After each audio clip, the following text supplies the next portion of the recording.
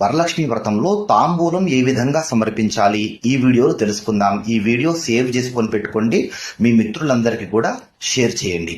అయితే తాంబూలము పూజల్లో ఒక భాగం, షోడశోపచార పూజల్లో. అయితే ఈ తాంబూలము పూజల్లో 2 పర్యాయములు వస్తుంది. ఒకటి నైవేద్యం పెట్టిన తర్వాత, రెండవది వాయనంగా ఇచ్చేటువంటి తాంబూలం. మొదట నైవేద్యం పెట్టిన తర్వాత ఇచ్చేటువంటి తాంబూలం గురించి తెలుసుకుందాం.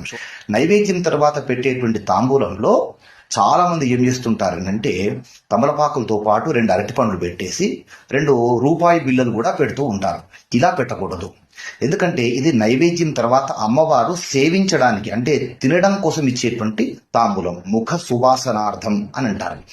మనం కూడా భోజనం చేసిన తర్వాత తాంబూలం వేసుకుంటాం కదా, ఆ తాంబూలంలో మనం ఇలా అరటిపండ్లు రూపాయి బిళ్ళలు పెట్టుకోం కదా. మనం తాంబూలంలో ఏమేమి పెట్టుకుంటామో వాటికి మించినటువంటి సుగంధ ద్రవ్యాలు ఈ తాంబూలంలో పెట్టాలి.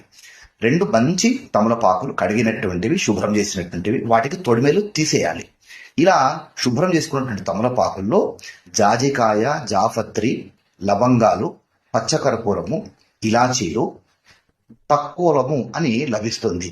ఆ తక్కువలము ముక్తాచూర్ణం అనంటే మంచి ముత్యమును అరగదీసి, ఒక సూది మొనకు ఎంతైతే అరిగినటువంటి ఆ ముత్యం యొక్క ఆ చూర్ణం వస్తుందో అంత చూర్ణము ఇందులో తాంబూలంలో పెట్టాలి.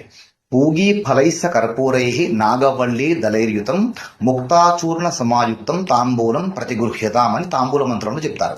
పూగీ ఫలై అంటే వక్కలు, కర్పూరై అంటే పచ్చ కర్పూరము, నాగవల్లి దళైర్యుతై, నాగవల్లి దళం అంటే 2 తమలపాకులు, ముక్తాచూర్ణ సమాయుక్తం, ముక్తము అంటే ముత్యము, ఈ ముక్తాచూర్ణము అంటే మంచి ముత్యమును అరగదీసినటువంటిది. ఆ అరగదీసిన దాంట్లో ఎంత అరగదీసామో అంత కాదు, కేవలం సూది మునకు ఎంత వస్తుందో అంత మాత్రమే పెట్టాలి. ఎక్కువ పెడితే నోరు పొక్కిపోతుంది, అంత పవర్ఫుల్ అది. ఇలాంటి సుగంధ ద్రవ్యములు కలిసినటువంటి పచ్చకర్పూరము, కుంకుమ పువ్వు, ఇలాంటివన్నీ కూడా పెట్టి ఆ తాంబూలం అమ్మవారికి సమర్పించాలి. అయితే ఈ ముక్తాచూర్ణము ఇప్పుడు లభించడం కష్టం, కానీ ఇప్పుడు ఇందులో చెప్పినటువంటి మిగతా పదార్థాలు అన్ని పెట్టాలి.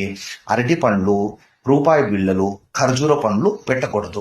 ఇది నైవేద్యం తర్వాత పెట్టే తాంబూలం.